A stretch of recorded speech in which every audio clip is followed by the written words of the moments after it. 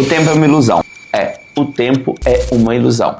Nós aprendemos a ver o tempo de uma forma linear. Mas cada sociedade domesticou o tempo de uma forma diferente. Sim, domesticou o tempo de uma forma diferente. Os gregos antigos contavam um tempo diferente de como a gente conta o tempo hoje.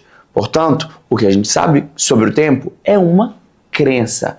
Calma que eu vou te explicar. Presta bem atenção. Eles contavam o tempo de uma forma diferente como nós contamos hoje. Por exemplo, se eles falassem assim, daqui a 2 dias nós vamos viajar. Isso significava amanhã. Porque hoje é o dia 1, amanhã é o dia 2. Se hoje nós falamos daqui a 2 dias vamos viajar, eu estou falando que não é amanhã, mas depois de amanhã, porque conta como 1 a partir do dia seguinte, certo? Perceba como a forma como se domestica o tempo muda a linguagem que a gente usa para falar sobre tempo. Agora pare e pensa, quantas coisas na sua vida não foram limitadas pela ideia como você lida com o tempo? Por exemplo, nós fomos acostumados a lidar com o tempo de uma forma linear. O que é isso? Significa que o nosso presente é fruto do nosso passado. Portanto, o nosso futuro será fruto do nosso presente. Agora você concorda comigo que essa visão linear traz certa limitação ao que pode ser de você no futuro? Enquanto eu falo com empreendedores que têm sede de crescer, que têm sede de se desenvolver, eu preciso me lembrar que a forma como você lida com o tempo pode ser uma grande limitação para o seu processo de expansão e de crescimento. Porque você vai estar sempre limitado a uma ideia de um futuro baseado no que você tem do presente. E se o seu presente é resultado de um passado, você tem mais limitações que potência. Quando eu digo que o tempo é, na verdade, uma ilusão, é porque você pode moldar essa ilusão ao seu favor. Se você começar a usar o tempo agora, como diz o Dr. Benjamin Hardy, como uma ferramenta para o seu crescimento, você pode ter uma visão clara sobre o seu futuro e, a partir dessa visão clara, delusional sobre o seu futuro, você cria um presente que pode fazer esse futuro ser realidade. Ao invés de você criar uma ideia de futuro baseado nas suas limitações do presente, como quem pensa o tempo linearmente faz, você começa a usar o futuro como referência para o presente. Mas daí você não vai poder lidar com o passado como você lidava até agora. Por quê? Se você lida com o seu passado usando como justificativa para a sua situação atual as coisas que te aconteceram como traumas, você está criando justificativas para um crescimento medíocre de futuro. Agora, se você começar a usar o tempo como uma ferramenta, usando o futuro como a meta que vai te ditar como que você tem que trabalhar no presente, você vai ter que criar uma nova narrativa sobre o seu passado. E isso é muito potente. Isso é muito potente por quê? Porque você vai, a partir desse tipo de associação, contar uma narrativa diferente sobre o seu passado. Por exemplo, pegando aquilo que você usava como justificativa para validar algum vício do presente, você vai começar a utilizar isso como um coach para te preparar para o futuro. Sim, você vai ter que contar uma narrativa mais positiva sobre o seu passado, porque um futuro grandioso depende de força. E se você tem no presente um monte de narrativa fragmentada que justifica a sua miséria, que justifica você não se ancorar em metas grandiosas, você não vai ter força para essa meta. Agora, na hora que a minha prioridade, ao invés de contar a minha história de passado, é contar a minha história de frente, eu adapto o mente e o meu passado para fazer caber nessa história de futuro que eu estou criando.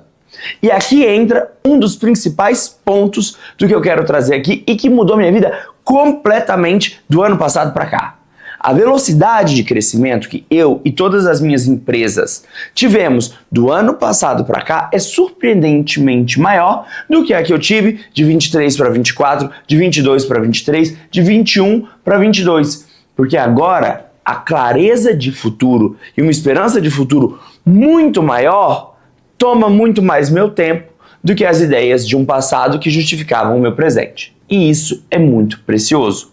Quando eu aprendi a lidar com a meta, com o sonho, com muito mais compromisso do que o compromisso com a minha história até agora, a história mudou, inclusive do meu passado. A narrativa muda e agora a minha narrativa virou uma narrativa muito mais forte. Porque o que antes eu usava para justificar alguns vícios, alguns hábitos que me mantinham extremamente distante do futuro de crescimento que eu queria para mim e para minha empresa, já não cabem mais. E aqui está o pulo do gato. Quando você se coloca neste lugar, esse lugar poderoso de olhar para a meta com tal compromisso que você reconta a sua história, você mudou, perceba de forma prática, a sua identidade. Porque tudo que acontece conosco, toda a resistência, por exemplo, quando você leu um livro, pegou um ótimo livro para ler e sua vida terminou igualzinha. Igualzinha. Aí você lê um outro livro de autoajuda ou de empreendimento, sua vida terminou igualzinha. Sabe por que ela termina igualzinha? Sem mudar nada? Porque não encontrou fricção com a nossa identidade. O conhecimento ele só é verdadeiramente transformador quando ele fricciona com a sua identidade. Agora, olha que potente pode ser você associar essa meta diariamente de onde você quer e a importância dessa meta ser delusional, ser gigante, ser maior que você. Porque você vai criar todos os meios no presente para essa meta ser real. Se o meio for mudar quem você é, você vai topar. Porque o seu amor pela meta, pelo futuro, vai ser maior que o seu apego sobre a sua história. Olha que grandioso é isso. Quando o meu amor e compromisso com a meta for maior que o meu amor e compromisso pela minha história de passado, a transformação acelera. E isso é a verdadeira receita para acelerar o seu processo de crescimento dentro da sua clínica, dentro da sua empresa, dentro de qualquer empreitada que você tiver, inclusive de relacionamento. A receita é um compromisso tão maior, tão mais fiel com o seu projeto de futuro, que tudo aquilo que você usava de justificativa do seu passado para estar onde você está, fica pequeno. Fica tão pequeno que você enxerga a vida de um ponto de vista maior. E essa mágica vai exigir de você imaginação. Então, olha só, lidar com o futuro como uma ferramenta, ter um compromisso com este futuro maior do que o compromisso e o apego que você tem com a sua história e ser extremamente imaginativo, delusional, uma pessoa realmente que quer pensar grande. Por quê? Se sua meta for pequenininha, deixa eu te contar, não vai valer a pena a fricção. Porque perceba que este conceito de pegar o futuro, a sua meta, como uma ideia radical de transformação, vai exigir de você muita fricção. Fricção da sua identidade. Abrir mão de muita coisa do passado. Agora, na hora que você pega uma meta pequena, só para não sofrer com o fracasso, só para não sofrer com a ideia de não dar certo, quando você pega uma meta pequena, o seu apego com a sua história é maior. E a necessidade de fricção é muito menor. Se a necessidade de fricção é menor, vai resultar num molde, numa mudança menor. Ou seja, a probabilidade de uma meta pequena fazer fricção suficiente é muito pequena na sua identidade. Então, a probabilidade de uma meta pequena fazer a fricção suficiente para a grande mudança é muito pequena. Quem faz a grande fricção da identidade? A meta maior. A meta que você olha para ela com tanto carinho, com tanto amor, que você esquece daquele tanto de justificativa que você carregava, herdado dos seus amigos, herdado do meio que você convive, herdado da história que você ouviu dos seus pais. Sim, porque todos esses meios criaram na gente mecanismos identitários que justificam onde você está. Agora, quando você se apega com o lugar que você quer estar e traz isso para o tempo presente, mas trazer isso para o tempo presente, gente, é todos os dias lembrar de onde você quer ir. Eu sei que tem dia que é difícil, mas é importante você ter esse carinho com a meta diário. Por quê? Tudo é possível de ser esquecido. Se você não tem um compromisso com você, e a meta é um compromisso com você de todos os dias chegar e checar quanto que eu andei hoje em direção à meta que eu tanto quero, quão próximo eu cheguei hoje da meta que eu estou querendo atingir. Se você não se policia todos os dias, o orar e vigiar, a chance de você bater essa meta é mínima. E se bater, não é de uma forma acelerada. E eu estou aqui para falar com você a respeito desse milagre de aceleração que é você olhar e se comprometer com a sua meta mais do que olhar e se comprometer com a sua história. Essa é a grande magia de acelerar a transformação. E essa transformação ela não acontece só em você, ela acontece em todo mundo ao seu redor. Seu paciente se transforma mais cedo, Seus colaboradores se transformam mais rápido e se transformam para melhor. Porque uma meta, que é uma meta muito clara, ela vai ter muita virtude a ser desenvolvida.